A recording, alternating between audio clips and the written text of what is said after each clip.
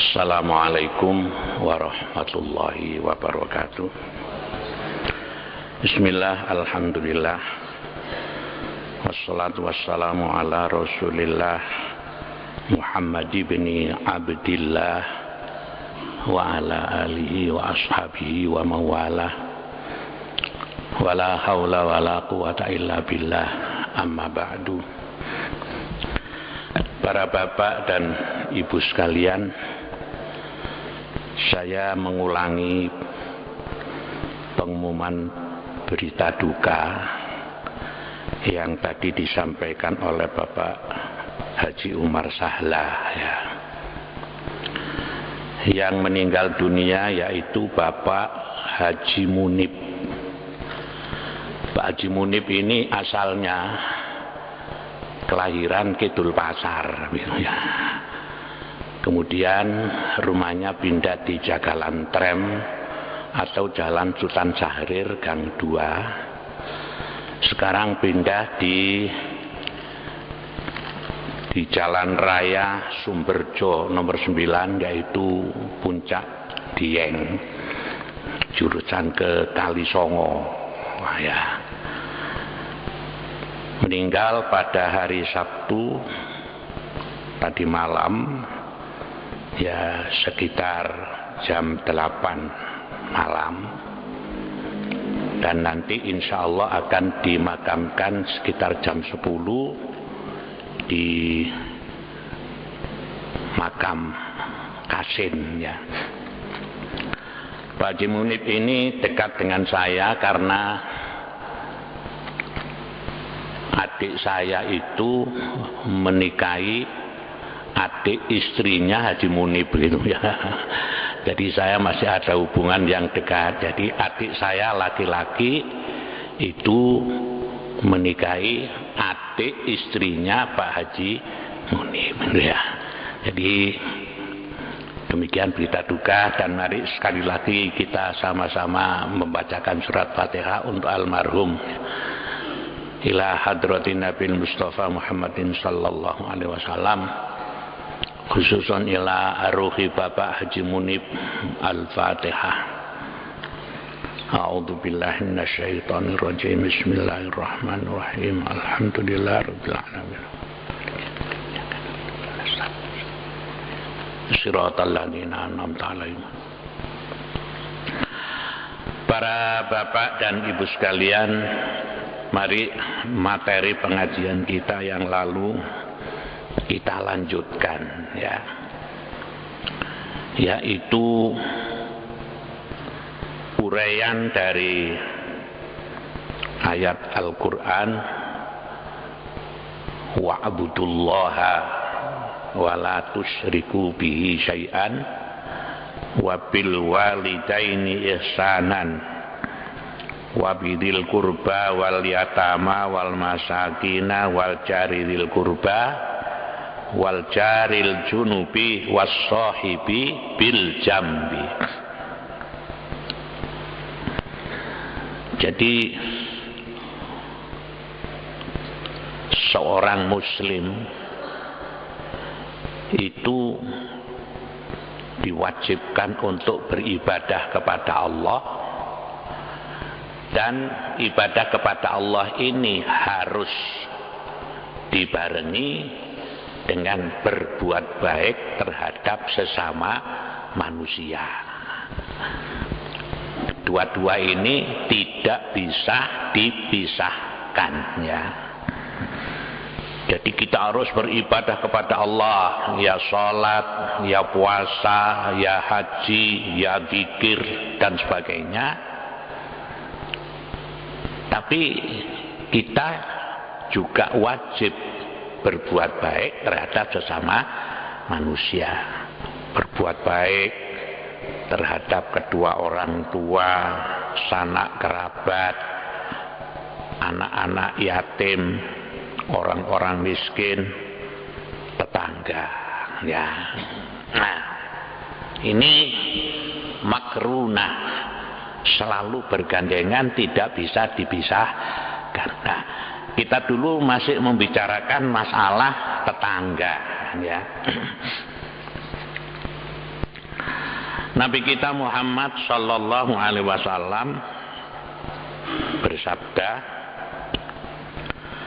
"Mangkana yu'minu billahi wal yaumil akhiri fal yuhsin ila jarihi." Siapa yang sungguh-sungguh beriman kepada Allah, maka hendaklah berlaku baik kepada tetangga. Ya.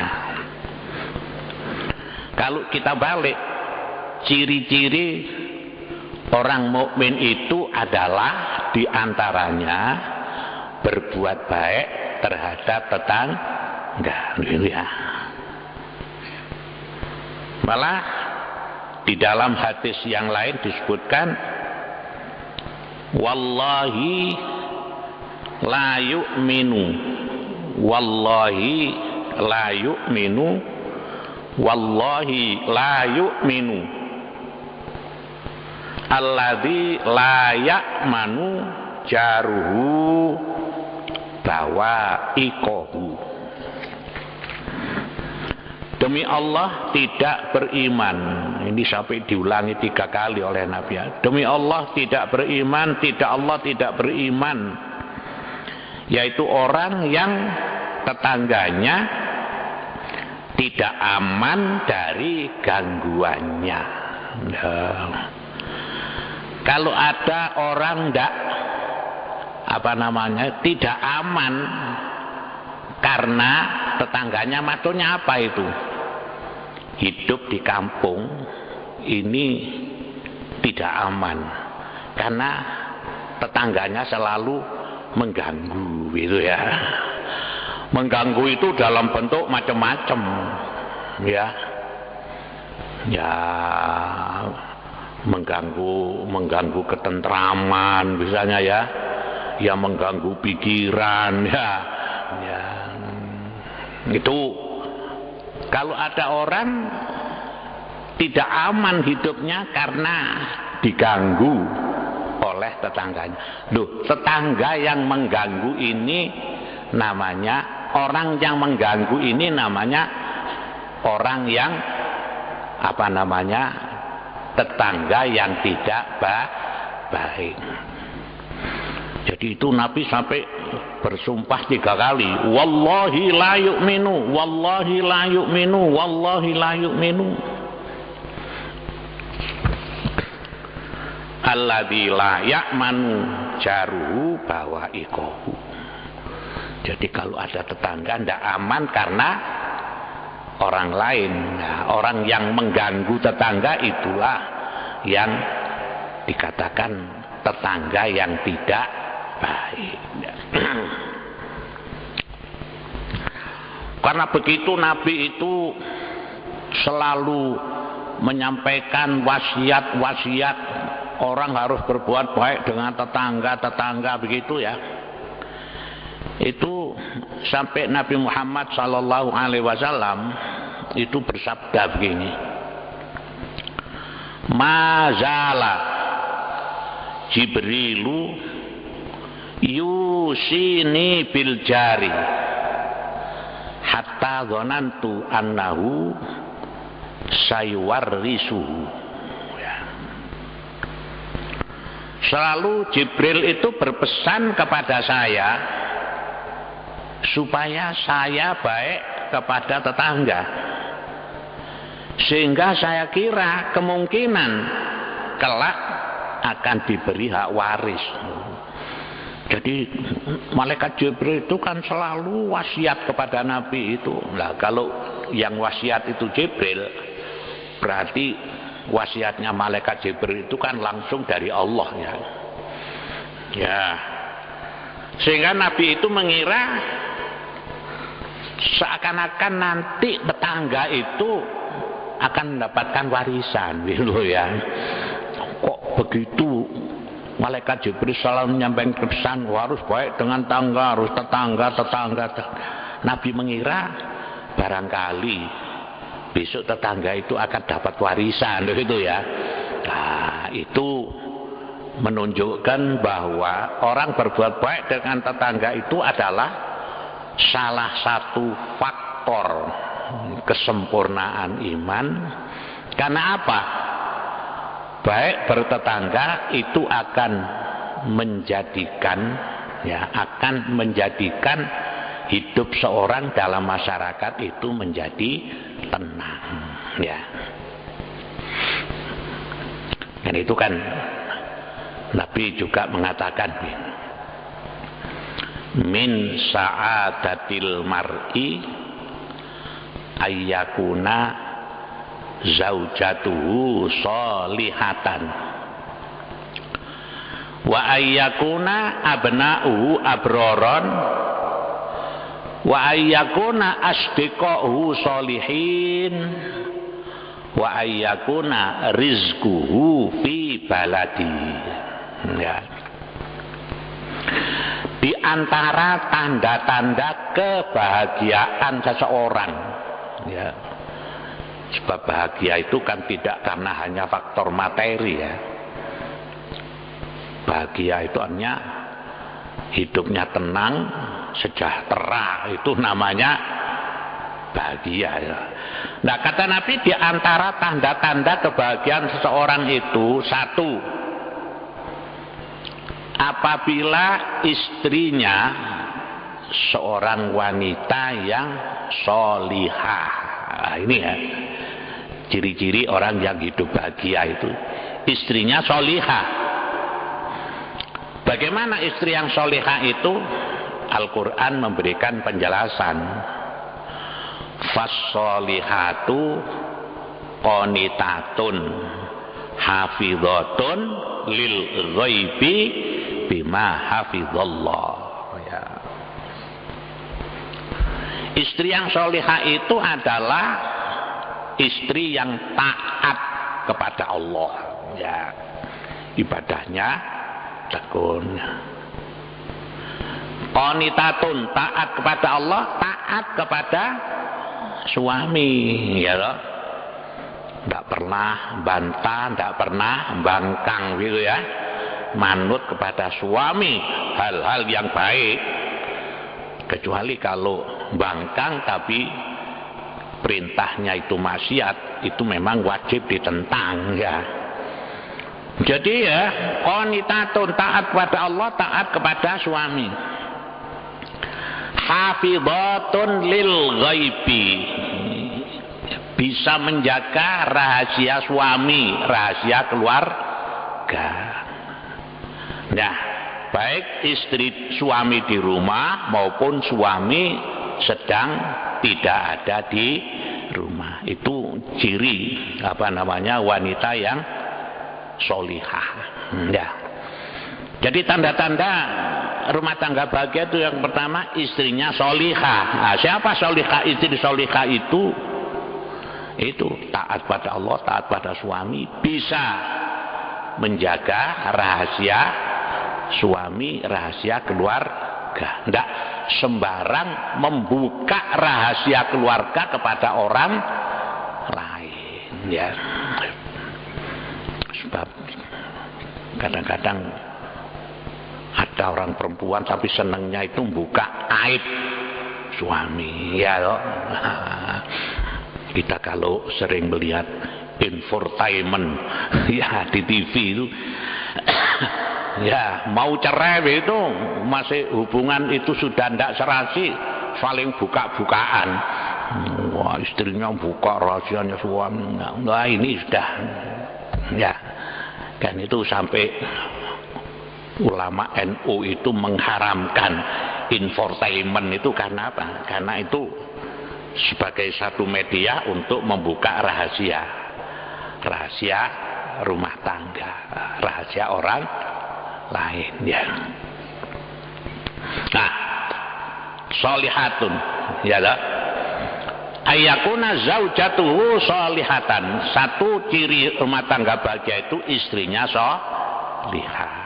Yang kedua, wa ayakuna abna'uhu abroron. Anak-anaknya baik-baik, soleh. Anak yang soleh itu bagaimana? Taat kepada Allah, ibadahnya tekun, taat kepada kedua orang tua. Itu abna'u abroron. Ya. Barangkali Bapak Ibu kemarin melihat di TV atau baca koran, ada seorang artis namanya Ayu Azhari, ya, melaporkan anaknya sendiri ke polisi, ya, sehingga sekarang anaknya ini diproses secara hukum. Kenapa? Anaknya itu baru SMP, usianya baru 15 tahun, tapi mengambil uang, ya, uang ibunya diambil senilai 450 juta, loh itu ya. Nah ini kenapa kok sampai dilaporkan polisi? Ini saking jengkelnya, loh gitu ya. Jadi saking jengkelnya, mungkin ya sering ngambil uang gitu. Wow, kok tambah gede nih? 450 juta ini dalam bentuk uang dolar, ya. Nah ini akhirnya anaknya ini dilaporkan polisi, ya. Ya sebetulnya ini kalau menurut kita kok ya, kok anaknya kok dilaporno polisi kan gitu ya. Nah, waktu ditanya wartawan, bagaimana itu kok anaknya dilaporkan ke polisi? Ini sebagai satu pendidikan, karena begitu ya, pendidikan. Lah masa mencuri ya, walaupun ini punyaan orang tua, tapi kan terus menerus, akhirnya tambah besar. Ya, banyak komentar dari ahli-ahli pendidikan ya. Sebetulnya itu tidak benar begitu ya, tidak benar. Nanti kalau dilaporkan polisi ini akan menimbulkan, kalau sampai diproses hukum sampai umpamanya dihukum, timbul dendamnya kepada orang tuanya ini lebih besar begitu. Ini komentar para pendidik ya, tapi dia punya pertimbangan lain, cek nih kapok lah begitu ya. Ini namanya anak yang, karena itulah itu tanda-tanda anak yang tidak baik kan gitu ya. Nah, kita kata Nabi itu akan menjadi rumah tangga yang sakinah itu manakala mempunyai anak-anak yang solih solihah, ayyakuna abna'u abror.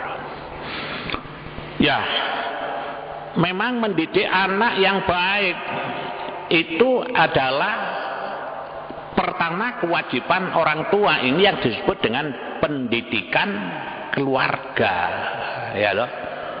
Ya ayyuhalladzina amanu qu anfusakum wa ahlikum naro. Allah berfirman, wahai orang beriman, jagalah dirimu dan keluargamu dari api. Jadi tanggung jawab mendidik anak itu adalah orang tua. Nah, sekolah itu sudah merupakan lingkungan yang kedua, ya loh. Kan lingkungan pendidikan itu kan ada namanya pendidikan keluarga, pendidikan sekolah, pendidikan masyarakat. Tapi pusatnya itu adalah orang tua, keluarga, ya. Nah, keluarga inilah khususnya orang tua yang wajib bisa menjadikan anak itu menjadi anak yang abroron. Lah mendidik itu di samping dididik di rumah, dibiasakan ibadah, dibina akhlaknya, dibina ibadahnya, ini juga mensekolahkan. Ini juga kewajiban orang tua.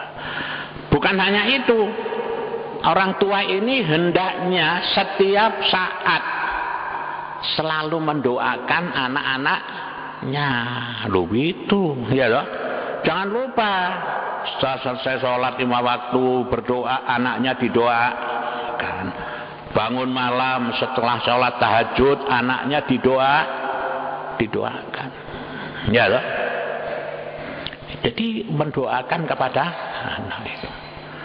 Saya pernah membaca buku biografinya Kiai Haji Hasyim Asy'ari, ya. Kiai Hasyim itu boleh dikatakan setiap santri yang mondok di Tebu Ireng, ya loh, bisa dikatakan 90% lulusan Tebu Ireng yang diasuh oleh Kiai Hasyim Asy'ari itu pulang jadi kiai. Jadi kiai atau jadi ustadz, jadi tokoh. Ya. Kalau kita melihat tokoh-tokoh di Indonesia ini, tokoh-tokoh umat Islam, itu sebagian besar adalah alumni dari pondok pesantren Tebu Ireng. Ya. Loh kenapa? Ya, jadi di samping Kiai Hasyim Asy'ari ini seorang ulama yang alamah, ya, itu di samping santri-santri ini mondok diberikan pelajaran tentang berbagai macam ilmu agama, setiap malam itu Kiai Hasyim ini selalu mendoakan semua santri-santrinya ini, dibacakan Fatihah, didoakan itu terus setiap saat, khususnya kalau malam. Begitu. Ini kan itu kalau punya pondok, ya, punya sekolah, misalnya jadi kepala sekolah gitu, ya. Ini jadi kepala sekolah turut oleh bengiku, ya. Bangun malam murid-muridnya didoakan. Ini meniru, mencontoh, ya, kehidupan almarhum almarhumlah Kiai Haji Hasyim didoakan. Nah, sampean-sampean ini sebagai bapak, sebagai ibu, ya, itu hendaknya selalu mendoakan anak-anaknya. Anaknya semua didoakan. Jadi kalau anaknya semuanya 12, ya, difatihai satu-satu gitu, ya, didoakan, ya. Nah, itu untuk menciptakan anak yang disebut ayyakuna abna'u abroron. Kalau ada anaknya kok yang agak nyeleneh, gaine njupuan duit itu harus didoakan yang baik. Ya Allah, anak saya ini kok senengnya ngambil duit, ya apa ya Allah. Saya minta padamu ya Allah, besok anak saya ini jadikan menteri keuangan. Sebab senengane apa? Senengane njupuk duit gitu, ya. Jadi rumah tangga yang bahagia itu cirinya yang kedua, manakala anaknya itu soleh, abroron, istrinya solihah, anaknya baik-baik, taat pada Allah, taat pada orang tuanya, sopan, menghormati, begitu, ya. Nah, yang ketiga, wa ayyakuna asdiqauhu sholihin, ya. Asdiqauhu sholihin ini teman-temannya baik, termasuk tetangganya, gitu, ya. Istrinya baik, anak-anaknya baik, teman-temannya, tetangga-tetangganya baik. Loh, tetangganya baik. Ini faktor kebahagiaan rumah. Istrinya solihah, anaknya soleh, tonggone jahat. Ya. Nah, ini yang tidak mendukung adanya rumah tangga bahagia. Ada kalanya tetangganya baik-baik, anake, loh itu, ya, yang tidak. Jadi, ya. Jadi ini termasuk ada 4 faktor ini, ya. Anaknya istrinya solihah, anaknya soleh, teman-temannya, kemudian tetangganya juga bahagia. Yang keempat, wa ayyakuna rizquhu fi baladi. Rizkinya itu, ya.